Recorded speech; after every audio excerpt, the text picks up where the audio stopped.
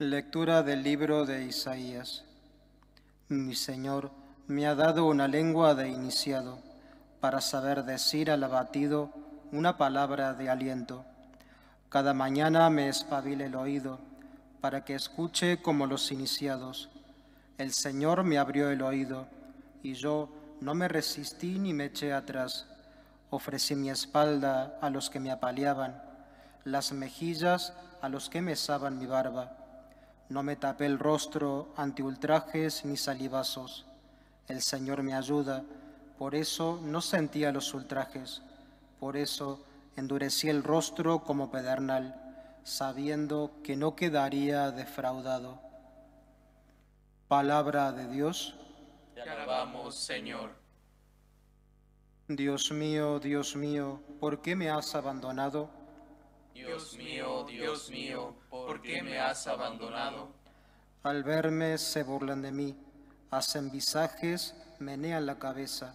Acudió al Señor, que lo ponga a salvo, que lo libre si tanto lo quiere. Dios mío, ¿por qué me has abandonado? Me acorrala una jauría de mastines, me cerca una banda de malhechores, me taladran las manos y los pies, puedo contar mis huesos. Dios mío, ¿por qué me has abandonado? Se reparten mi ropa, echan a suerte mi túnica, pero tú, Señor, no te quedes lejos, fuerza mía, ven corriendo a ayudarme. Dios mío, ¿por qué me has abandonado? Contaré tu fama a mis hermanos, en medio de la asamblea te alabaré. Fieles del Señor, alabadlo. Linaje de Jacob, glorificadlo. Temedlo, linaje de Israel. Dios mío, ¿por qué me has abandonado?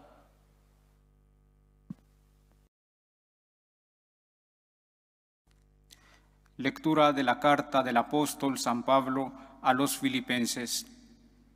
Cristo, a pesar de su condición divina, no hizo alarde de su categoría de Dios.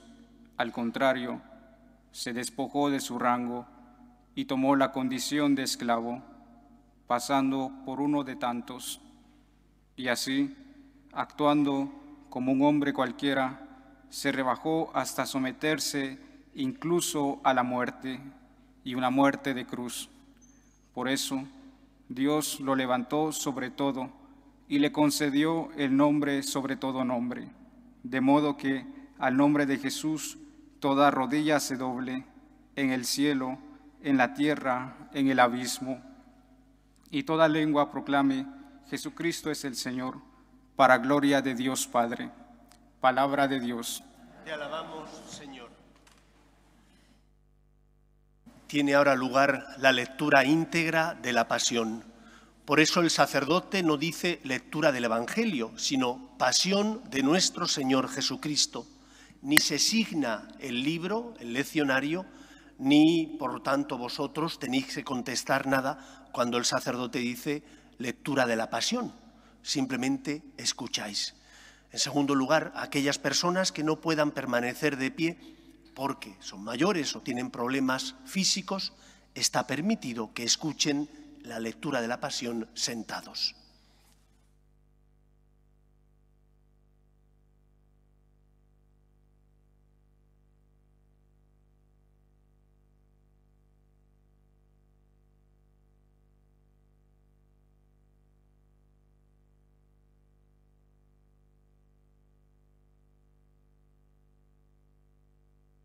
Pasión de nuestro Señor Jesucristo según San Mateo. En aquel tiempo, Jesús fue llevado ante Poncio Pilato y el gobernador le preguntó: ¿Eres tú el rey de los judíos? Jesús respondió: Tú lo dices. Y mientras lo acusaban los sumos sacerdotes y los ancianos, no contestaba nada. Entonces Pilato le preguntó: ¿No oyes cuántos cargos presentan contra ti? Como no contestaba a ninguna pregunta, el gobernador estaba muy extrañado.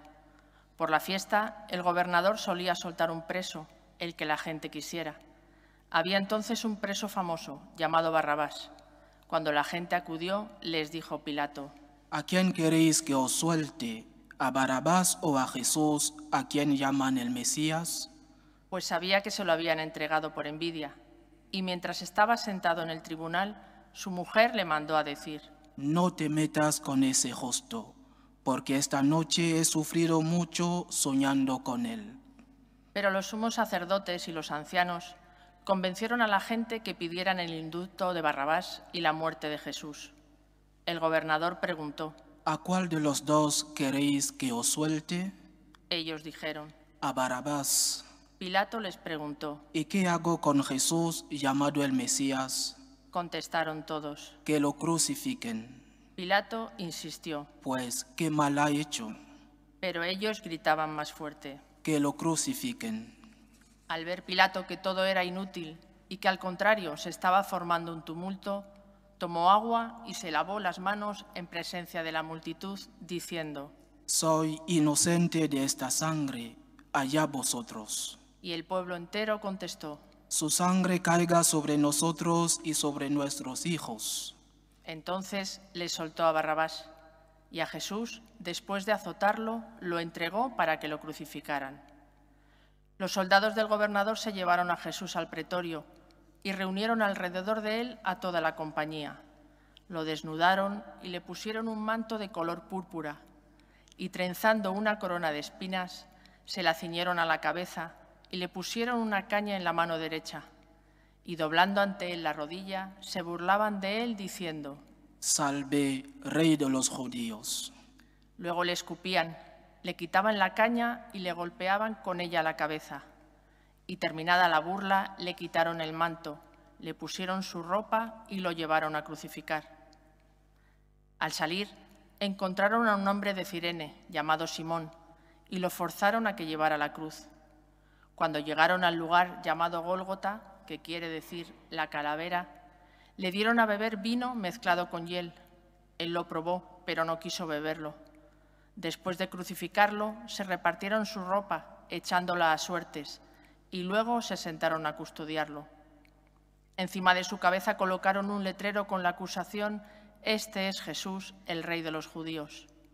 Crucificaron con él a 2 bandidos, uno a la derecha y otro a la izquierda.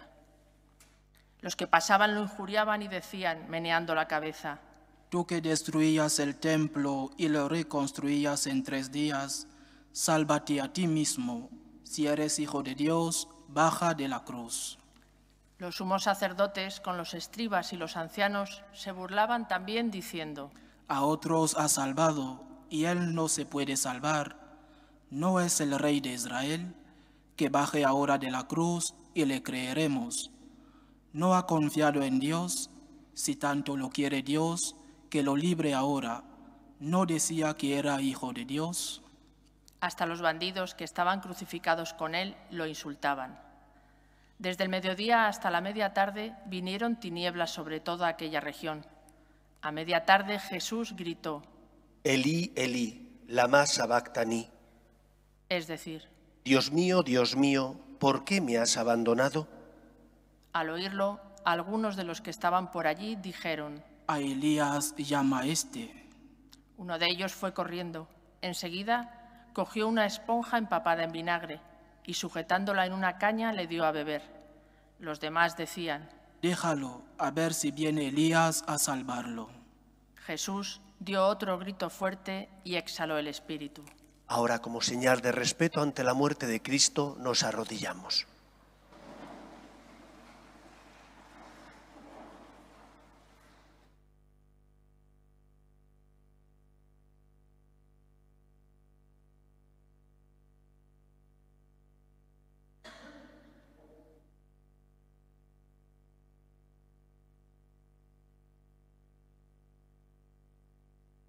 Entonces el velo del templo se rasgó en 2, de arriba a abajo.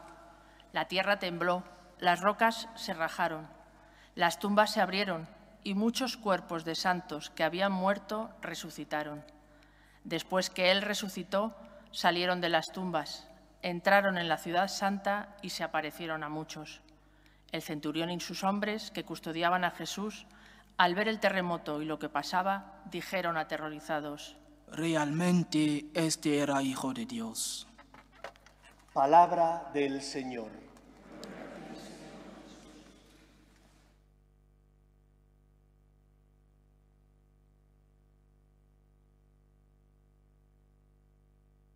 Solo en 2 ocasiones al cabo del año, la Iglesia presenta a los cristianos la lectura íntegra de la Pasión. Primero, en la fiesta del Domingo de Ramos, y en segundo lugar, en el Viernes Santo, día en el que no se celebra la Eucaristía, sino el oficio, la celebración de la muerte de Cristo. La lectura íntegra de la Pasión nos relata todo lo acaecido, los hechos más importantes que recogieron los evangelistas, para que el cristiano tenga la certeza de que su fe no está basada en un mito, en una historia inventada, sino que aquello que narran los evangelios, la pasión y muerte de Cristo, junto con la resurrección, aquello fue presenciado por testigos que dieron fe de lo que ocurrió y que por lo tanto manifestaron la veracidad de los evangelios. La fe del cristiano no está basada en una mitología, sino en un acto real. El Hijo de Dios se encarnó, se hizo hombre sin dejar de ser Dios, asumió nuestra condición humana y por amor a los hombres subió a la cruz para salvarnos. Y por lo tanto, lo primero que nos enseña esta historia es que es una historia de amor. Si no ponemos el corazón, si no se nos encoge el mismo ante el sufrimiento de Jesús, es porque estamos escuchando o presenciando esta Eucaristía como un mero espectador. Un espectador que va al cine o que va al teatro, le gustará más o menos la obra que ha visto representar, pero no le afecta en su vida. Se ha divertido, la recomendará. No le ha gustado, la criticará. Esto no es lo que nosotros debemos realizar hoy. Hoy, en esta misa, leyendo la lectura de la Pasión, nuestro corazón debe sentir con Cristo.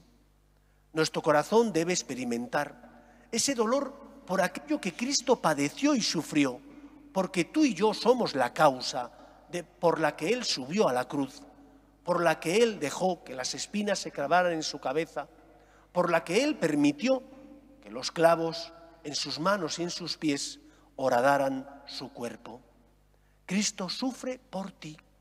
Tú eres la causa de la muerte en la cruz de Cristo. Tú eres la causa por la que Él permite que le ajusticien injustamente, permite morir en la cruz porque te quiere para salvarte. Y por lo tanto no puedes tener una actitud pasiva ante la lectura de la Pasión y todo lo que ocurrió. Tu actitud tiene que ser la actitud de aquel que se arrodilla ante ese acontecimiento y dice gracias, que se arrodilla ante ese acontecimiento y se pregunta, ¿por qué a mí, Señor? ¿Qué tengo yo que mi amistad procuras? ¿Qué tengo yo para que tú te entregues en la cruz por mí? No es que Dios reciba gloria de nosotros, lo hace porque nos ama, lo hace porque nos quiere, lo hace porque para Él la salvación de los hombres es fundamental. Y por eso permite que su Hijo muera en la cruz por nosotros. Y por eso su Hijo, subiendo a la cruz, paga la deuda contraída por nuestro pecado. Hemos sido comprados al precio de la sangre de Cristo. Y ese acontecimiento debe generar en nosotros, primero, una deuda de gratitud, un gracias. Y mi vida tiene que estar marcada por esa experiencia. La experiencia de saber que Dios me ama. La experiencia de saber que aunque hay momentos donde no comprendo los planes de Dios, me ha dado muestras de que me quiere, permitiendo que su Hijo sufriera en la cruz. Pero es que además de ese gracias, en nuestro corazón debería generarse el deseo de corresponderle. ¿Y qué quiere Dios de mí? Que me fíe de Él, que le escuche y haga su voluntad. Cristo es la prueba máxima del amor de Dios. Dios cumple su palabra, aunque nosotros no sabemos cómo. En muchos momentos tenemos dudas porque no comprendemos los planes de Dios, o nos preguntamos, ¿será verdad que el Señor pueda perdonar mis pecados que son tan graves? ¿O será verdad que el Señor pueda tocar el corazón de los míos para que cambien de vida? No dudes del poder de Dios. Confía en Él. Dios cumple su palabra. Es un Dios fiel del que te puedes fiar. Es un Dios fiel que quiere guiar tus pasos y que por lo tanto te habla. Te habla por medio de su palabra. Te habla por medio del Papa y de los obispos cuando ejercen el magisterio auténtico. Te habla por medio del que pasa a tu lado y te necesita y es el rostro vivo de Él. Te habla por medio del cumplimiento de tus deberes. Y cuando haces caso a Dios, porque le escuchas, estás siguiendo el camino de la felicidad, el camino de la salvación. Nosotros seguimos a aquel que en la cruz pagó la deuda contraída por nuestro pecado y que nos enseña que el amor lo puede todo, que el amor transforma a la persona, que el amor es capaz de cambiar el corazón del hombre, por duro que a veces parezca ese corazón, por ingrato que sea, el amor lo puede todo. Para eso Cristo subió a la cruz. Y por eso te tienes que fiar de Él. Cuando comprendas los planes de Dios y cuando sus planes sean para ti un misterio que no comprendes, entonces mira la cruz de Cristo para vivir de los momentos de luz, para recordar que Él pagó por ti la deuda contraída por tu pecado y por lo tanto merece que te fíes de Él, merece que tengas confianza en Él, porque te amó tanto hasta el punto de entregar su vida por ti. Nosotros creemos en el amor, pero no en el amor romántico, no en el amor solo del sentimiento. Creemos en el amor que se hace obra, en el amor que porque ama perdona, en el amor que porque ama comparte sus bienes materiales y espirituales con los necesitados, en el amor de aquel que cree en el poder de la gracia y que por lo tanto sabe que su pecado no es más fuerte que la misericordia de Dios. Cristo se ha convertido en puente que nos da acceso a la vida eterna, a la salvación. Pero hay que creer en su palabra. No solo podemos creer en Él cuando comprendemos sus planes, también, sobre todo, cuando no entendemos el porqué de la vida o el por qué tengo que asumir una cruz o una adversidad que me hace daño, que me hace difícil mi existencia. El camino es seguir a Jesús, que me enseña que el amor lo puede todo y que debo ofrecer la cruz para colaborar con Cristo en la obra de la salvación y que tengo que tener esperanza en que la cruz no es el final. Después de la cruz vendrá la resurrección, la salvación de los hombres. Pues iniciemos este tiempo del Triduo Pascual, el jueves, el viernes y el sábado santo, no como meros espectadores, sino como personas que ponen el corazón, que acompañan a Jesús, como lo hizo la Virgen María, en esa subida al Gólgota, en esa entrega por cada uno de nosotros. Poniendo el corazón, encontraremos razones, como decía Pascal, para confiar en Él, porque el corazón tiene razones que a veces la razón desconoce. Y poniendo el corazón, acompañando a Cristo, viviremos intensamente este Triduo Pascual y estaremos renovando no solo nuestro agradecimiento a Cristo, sino también renovando nuestro deseo de creer en Él y de seguir sus pasos. Porque Él dijo, yo soy el camino y la verdad y la vida. No puedes pretender amar a Cristo si no le sigues a Él. Y seguir a Cristo implica poner amor. Seguir a Cristo implica confiar en el poder de la gracia. Seguir a Cristo implica creer en un Dios que es fiel a su palabra y que nunca abandona a los hombres. Pidamos al Señor que nos conceda tener las virtudes de la Virgen María, aquella que no faltó nunca a la asistencia a su Hijo.